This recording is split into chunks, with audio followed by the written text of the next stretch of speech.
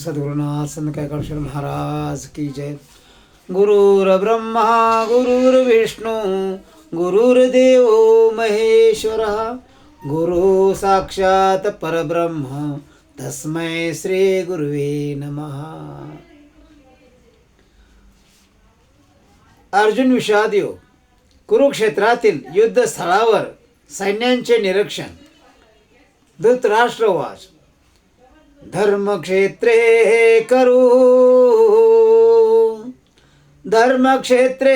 कुरुक्षेत्रे समवेतायुत्सवः मामकाः पांडवाश्रेवच किम कुर्वत संजय। धृतराष्ट्र म्हणाला, हे संजया, कुरुक्षेत्र या पवित्र धर्मक्षेत्रावर एकत्रित आल्यानंतर युद्धाची इच्छा करणाऱ्या माझ्या आणि पांडूच्या पुत्रांनी काय केले? तात्पर्य: भगवद्गीता हे मोठ्या प्रमाणावर वाचले जाणारे आस्तिक्यवादी विज्ञान आहे आणि याचा सारांश गीता महात्म्यामध्ये दिला आहे।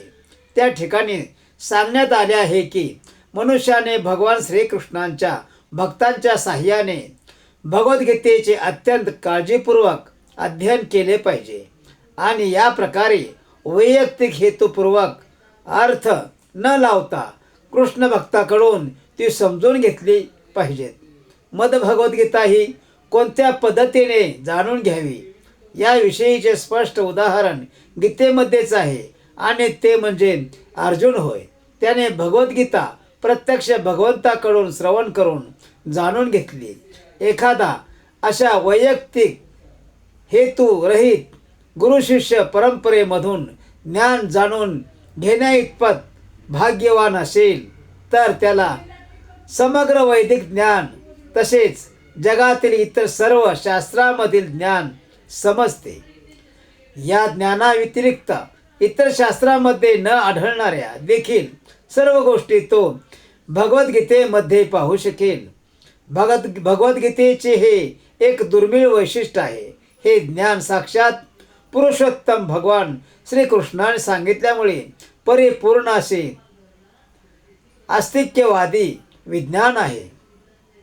महाभारतात धृतराष्ट्र आणि संजय यांनी केलेली चर्चा ही या श्रेष्ठ तत्वज्ञानाचा मूलभूत आधार आहे। पुरातन वैदिक काळापासून पवित्र तीर्थस्थळ असणाऱ्या कुरुक्षेत्र या ठिकाणी गीतेमधील तत्वज्ञान सांगण्यात आल्याचे आपल्याला समजून येते। स्वतः भगवंत या पृथ्वी तलावर होते तेव्हा मानव समाजाच्या मार्गदर्शनाकरिता त्यांनी हे ज्ञान सांगितले। येथे धर्मक्षेत्रे जेथे धार्मिक कार्य केले जातात असे ठिकाण हा शब्द अत्यंत महत्त्वपूर्ण आहे, कारण कुरुक्षेत्राच्या युद्धभूमीवर पुरुषोत्तम श्री भगवान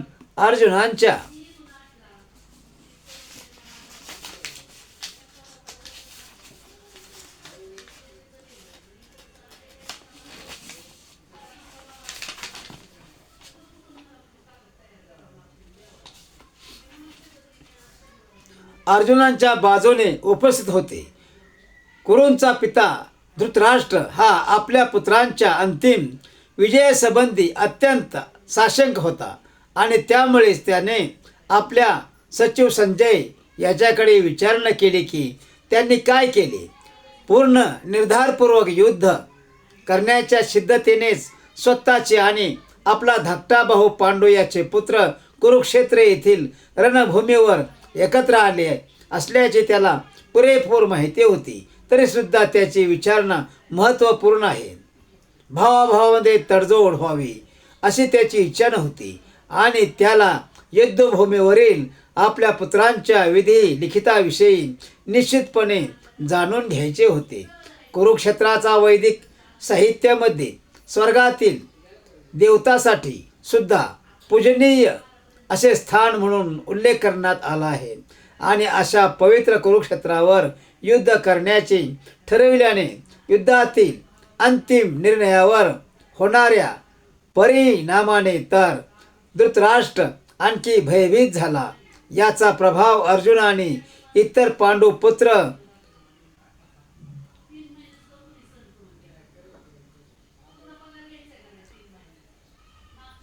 स्वाभाविकच सद्गुणी असल्यामुळे त्यांना अनुकूल असाच होणार आहे तो उत्तम रीतीने जाणून होता. संजय हा व्यासांचा शिष्य होता.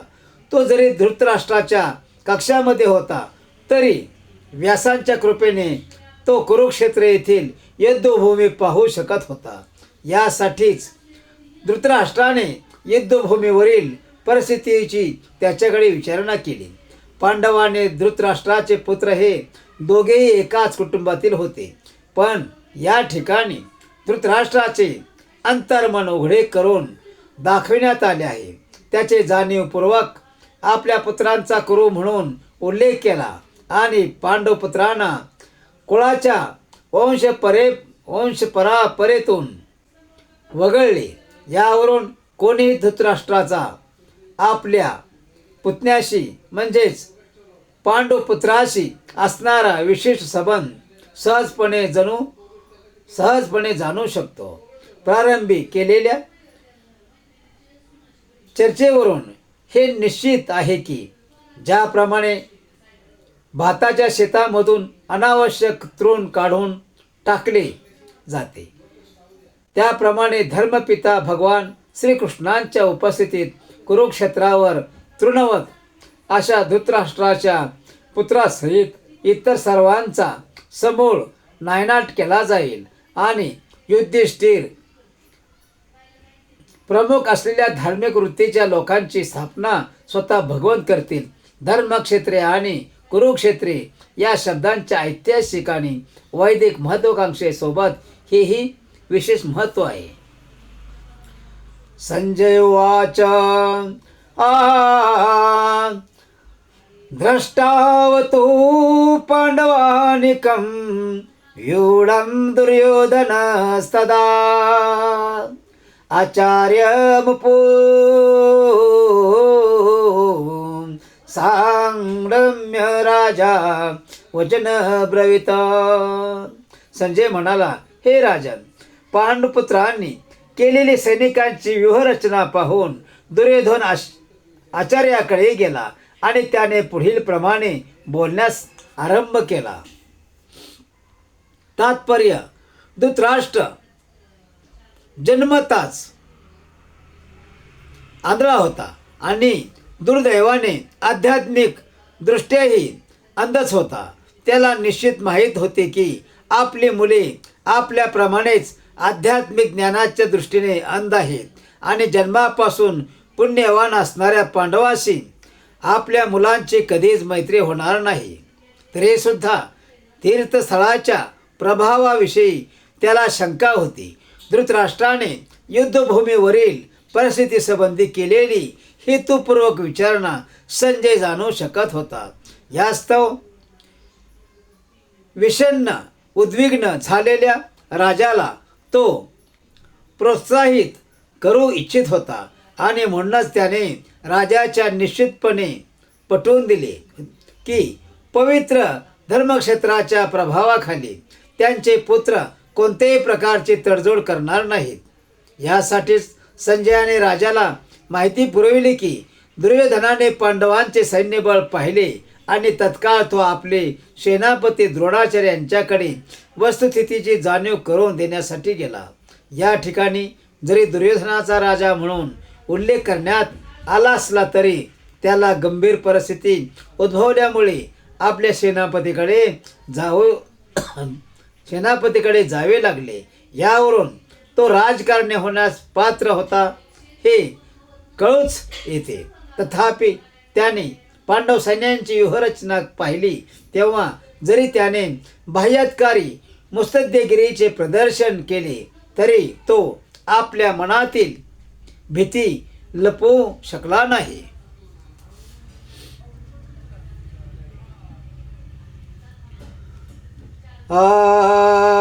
पश्येतां पांडुपुत्राणामाचार्यवहतिं समूं व्यूढां द्रुपदपुत्रेण तव शिष्येन धीमता. हे आचार्य, तुमचा बुद्धिमान शिष्य द्रुपदपुत्र याने कौशल्याने रचिलेली ही विशाल पांडव सेना पहा. तात्पर्य: राज धुरंधर दुर्योधनाला आपले श्रेष्ठ ब्राह्मण सेनापती द्रोणाचार्य यांच्या चुका दाखवून द्यावयाच्या होत्या. द्रौपदीचे पिता द्रुपद यांच्याशी द्रोणाचार्याचे राजनैतिक कारणावरून भांडण झाले होते. या भांडणाचा परिणाम म्हणून द्रुपदाने एक मोठा यज्ञ केला, ज्यामुळे त्याला द्रोणाचार्याचा वध करू शकेल अशा पुत्राची प्राप्ती द्रोणाचार्यांना याची पूर्ण जाणीव होती. आणि तरीसुद्धा उदार ब्राह्मण या नात्याने त्याने आपल्याकडे सैनिकी शिक्षण प्राप्त करण्यासाठी सोपविण्यात आलेल्या द्रुपद पुत्र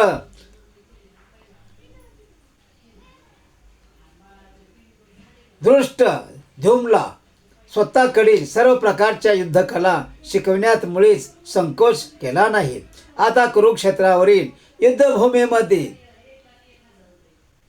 धृष्टद्युम्नाने पांडवांची बाजू घेतली होती. त्याने द्रोणाचार्याकडून प्राप्त झालेल्या युद्धकलेनुसारच पांडव सेनेची व्यूहरचना केली होती. द्रोणाचार्याने युद्ध करतेवेळी कोणत्याही प्रकारचे तडजोड न करता दक्ष राहावे म्हणून दुर्योधनाने त्यांची ही चूक त्यांच्या लक्षात आणून दिली. यावरून त्याला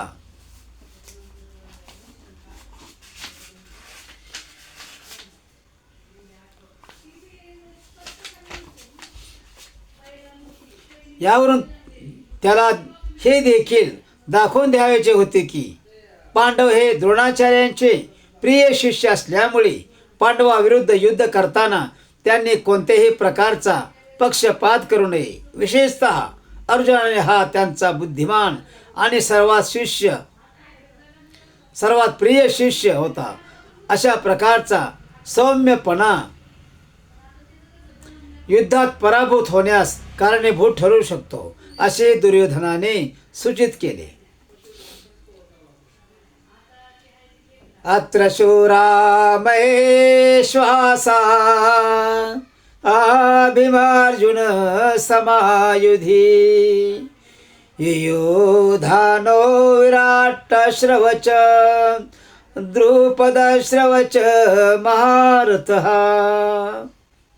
येथे या सैन्यामध्ये भीम आणि अर्जुन यांच्या समान शूर आणि महान धनुर्धर आहेत. तसेच युयुधान, विराट आणि द्रुपद यांच्याप्रमाणे श्रेष्ठ योद्धे सुद्धा आहेत. तात्पर्य: द्रोणाचार्याच्या बलशाली आणि निपुण युद्धकले समोर धृष्टद्युम्न काही फारसा मोठा अडथळा नव्हता. तरी मग वाटण्यासारखे इतरही अनेक योद्धे होते.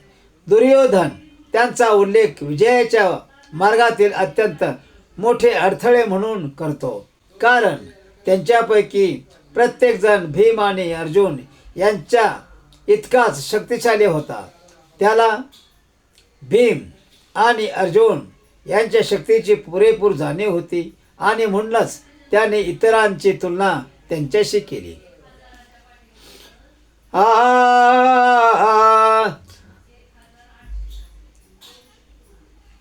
धृष्टकेतो श्रेचिकितान हा काशीराजा श्रवच वीर्यवान पुरोजित कुंती भोजश्रवच शैवश्रवच नरपुंगवः. या सैन्यामध्ये श्रेष्ठ, शूरवीर आणि बलशाली असे दृष्ट, केतू, चिकितान, काशीराज, पुरोजित, कुंतीभोज आणि शैब्य यांच्यासारखे योद्धे आहेत. युधामन्यू श्रवच, विक्रांत, उत्तमौजा श्रवच, वीर्यवान, सौभद्रो, द्रुपदे या श्रवच सर्व एवं महारथाः. येथे या सैन्यामध्ये पराक्रमी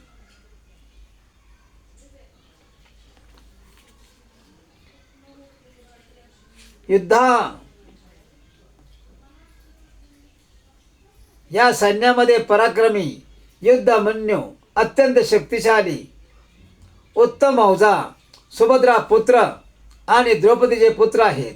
हे सर्व योद्धे महारथी लढवय्ये आहेत.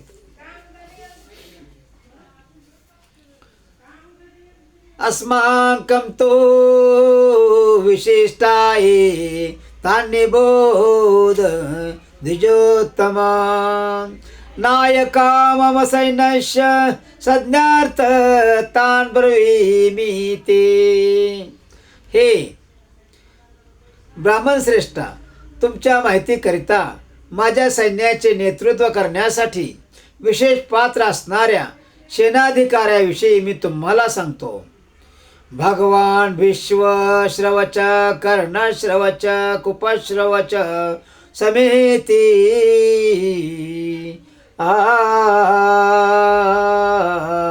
क्षयः अश्वत्थामा विकर्णश्रवच सौमदत्ते तथैव च. येथे तुम्ही स्वतः भीष्म, कर्ण, कृपा, अश्वत्थामा, विकर्ण आणि भूरिश्रवा नावाचा सोमदत्त पुत्र असे युद्धात नेहमी विजयी ठरणारे योद्धे आहेत. तात्पर्य, दुर्योधनाने असामान्य अशा योद्ध्यांना उल्लेख केला आहे कारण हे सर्व योद्धे अपराजित आहेत. विकर्ण दुर्योधनाचा भाऊ आहे. अश्वत्थामा द्रोणाचार्याचा पुत्र आहे आणि सौमदत्ती किंवा भूरिश्रवा बहलिकांच्या राजाचा पुत्र आहे. कर्ण अर्जुनाचा भाऊ आहे कारण पांडू राजाशी विवाह होण्यापूर्वीच तो कुंतीचा पोटी जन्मला होता. कृपाचार्याच्या जुळ्या बहिणीचा द्रोणाचार्याशी विवाह झाला होता. अन्येच बहवः शूरा मदर्थे त्यक्तजीविताः नानाशस्त्र पर्णाः सर्वे युद्धविशारदा. माझ्यासाठी स्वतःच्या जीवनाचा त्याग करण्यास सदैव तयार असलेले अनेक शूरवीर येथे आहेत. ते सर्व विविध प्रकारच्या शस्त्रास्त्राने सुसज्ज असून युद्धकलेत निपुण आहेत. जयद्रथ, कृतवर्मा आणि शल्य यासारख्या इतर योद्ध्याविषयी सांगावयाचे झाल्यास ते सर्वजण दुर्योधनासाठी आपले जीवन देण्यास तयार होते. दुसऱ्या शब्दात सांगावयाचे तर ते सर्वजण पापी दुर्योधनाच्या पक्षाला मिळाल्याने कुरुक्षेत्राच्या युद्धभूमीवर या सर्वांचा मृत्यू अटळ होता. वर सांगितलेल्या आपल्या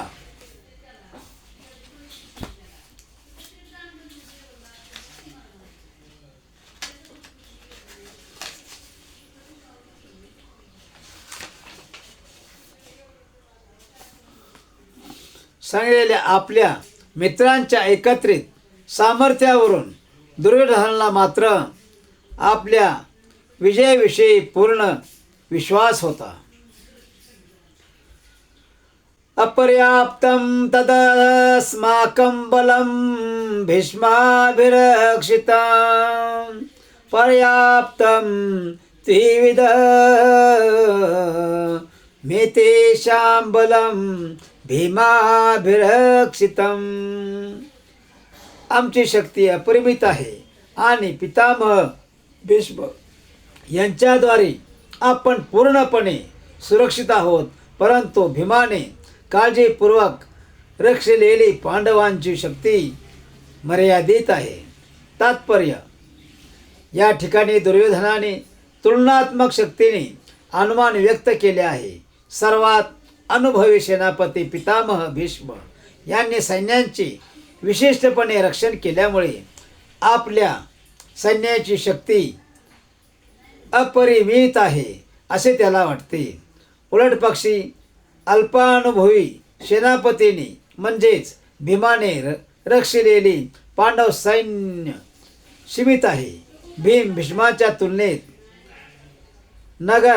नगरगण्य होता.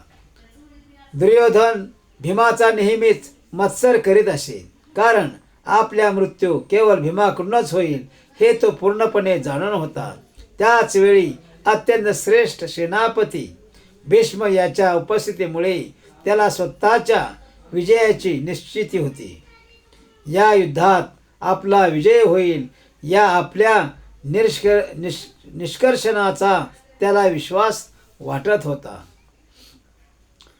अयनेषु च सर्वेषु यथा भागमवस्थिताः भीष्ममेवाभिरक्षन्तो भवन्तः सर्व एवमहि.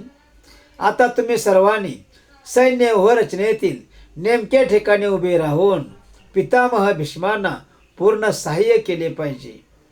तात्पर्य: भीष्मांच्या पराक्रमाची स्तुती केल्यानंतर दुर्योधनाला वाटते की इतर योद्ध्यांना आपण महत्त्व दिले नाही असे कोणाला वाटू नये, म्हणून त्याने नेहमीच्या आपल्या मुत्सद्देगिरीला अनुसरून वरील शब्दांनी परिस्थितीशी जुळवून घेण्याचा प्रयत्न केला.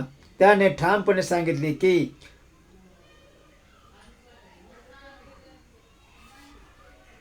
भीष्मदेव निःसंशय सर्वश्रेष्ठ योद्धा आहेत, पण ते युद्ध असल्या कारणाने त्यांचे सर्व बाजूंनी रक्षण करण्याचा प्रत्येकाने विचार केला पाहिजे. कदाचित ते एकाच बाजूला युद्ध करण्यात गुंतले असतील आणि इतर बाजूने शत्रू या संधीचा लाभ उठवू शकेल. यास्तव इतर योद्ध्यांनी आपली नियुक्ती ठिकाणे न सोडता शत्रूला व्यूहरचना भेदू न देणे हे महत्त्वाचे होते. कुरूंचा विजय भीष्मदेवांच्या उपस्थितीवरच अवलंबून आहे हे दुर्योधनाला स्पष्टपणे कळून आले. युद्धामध्ये भीष्मदेव आणि द्रोणाचार्य यांच्या पूर्ण पाठिंब्याची त्याला निश्चिती होती. याचे कारण म्हणजेच ज्यावेळी मोठमोठ्या सेनापतींच्या सभेत द्रौपदीचे वस्त्रहरण केले जात होते त्यावेळी तिने या दोषाकडे न्याय याचना केली होती, पण ते एक चकार शब्दही काढू शकले नव्हते हे दुर्योधन निश्चित जाणून होता. या दोघांच्या मनात पांडवाविषयी जिव्हाळा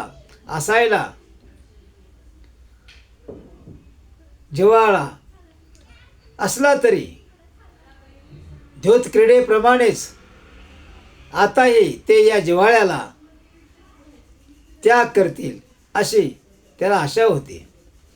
तस्मा सज्जनायन्नर्ष कुरो युद्धः पितामहः सिंहनादं विनोद्योच्चैः आशंक दद्मो प्रतापवान.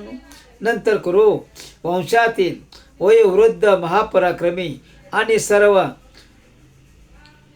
योद्ध्यामधील अग्रणी अशा भीष्मांनी सिंहगर्जने समान शंखनाद केला आणि यामुळे दुर्योधन आनंदित झाला. तात्पर्य: कुरुवंशातील पितामह आपल्या पौत्र दुर्योधन याच्या अंतरातील भाव समजू शकले. दुर्योधनाविषयी असलेल्या स्वाभाविक प्रेमामुळे त्याला उत्साहित करण्यासाठी त्यांनी मोठ्याने शंख वाजविला. हा ध्वनी त्यांच्या सिंहासारख्या असणाऱ्या स्थितीला अनुसरून होता. शंखध्वनीच्या संकेताचे त्यांनी आपला पौत्र दुर्योधन याला सूचित केले की तो युद्धात विजयी होण्याची शक्यताच नाही, कारण विरुद्ध पक्षात स्वतः परमपुरुष भगवान श्रीकृष्ण आहेत. तरीसुद्धा युद्ध करणे हे त्यांचे कर्तव्य होते आणि यामध्ये जे कोणतीही उणीव ठेवणार नव्हते. ततः शंखाश्रवच भैर्यश्रवच पणवानक गोमुखाः सशैवाभ्य हन्यन्त सशब्द स्तोमुलो अभवत. त्यानंतर शंख, ढोल, भेरी, नगारे, तुताऱ्या आणि रणशिंगे एकत्रितपणे वाजू लागले आणि त्यांचा एकत्रित ध्वनी अत्यंत भयंकर होता.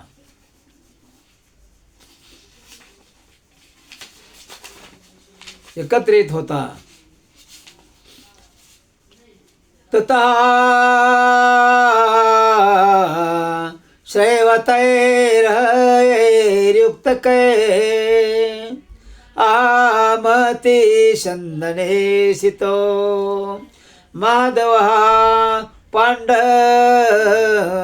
शैवचव दिव्यो शङ्को पदाद्मतुः. दुसऱ्या बाजूला शुभ्र अश्वांनी युक्त अशा एका महान रथामध्ये बसलेल्या भगवान श्रीकृष्ण आणि अर्जुन यांनी आपापले दिव्य शंख वाजविले. तात्पर्य, भीष्मदेवाच्या वाजविलेल्या शंखाशी तुलना करताना श्रीकृष्ण आणि अर्जुन यांनी वाजविलेल्या शंखाचे दिव्य म्हणून वर्णन करण्यात आले आहे. दिव्य शंखाच्या नादाने असे सूचित करण्यात आले आहे की पांडवांच्या पक्षात श्रीकृष्ण असल्याचे विरुद्ध पक्षाला विजयाची आशा नव्हती. जयस्तु पांडुपुत्राणां येषां पक्षे जनार्दन. पांडुपुत्रासारख्या व्यक्तींचीच नेहमी विजय होत असतो, कारण भगवान श्रीकृष्ण त्यांचे सहकारी असतात आणि ज्या ठिकाणी भगवान असतात त्या ठिकाणी लक्ष्मी देवी सुद्धा असते. लक्ष्मी देवी आपल्या पतीविना कधीही एकटी राहत नाही. म्हणून विष्णू किंवा भगवान श्रीकृष्ण यांच्या शंखामधून उत्पन्न झालेल्या दिव्य शंखध्वनीद्वारे कळून आले की भाग्य आता विजयी अर्जुनांची वाटच बघत आहे. याच्या व्यतिरिक्त हे दोन्ही मित्र ज्या रथावर बसले होते तो रथ अग्निदेवाने अर्जुनाला दान केला होता. सावरून आपल्या असे लक्षात येते की हा रथ त्रिलोकी कुठेही फिरविला तरी तो निश्चितपणे सर्वत्र विजय प्राप्तच करतो.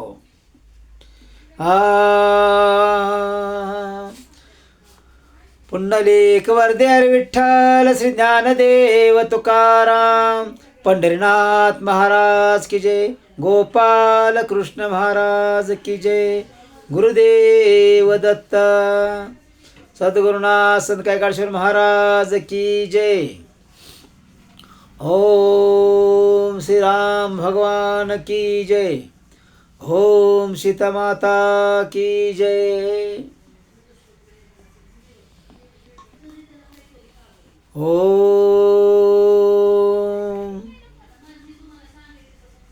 राम कृष्ण हरे गोविंद कृष्ण मुरारी. राम कृष्ण हरे गोविंद कृष्ण मुरारी.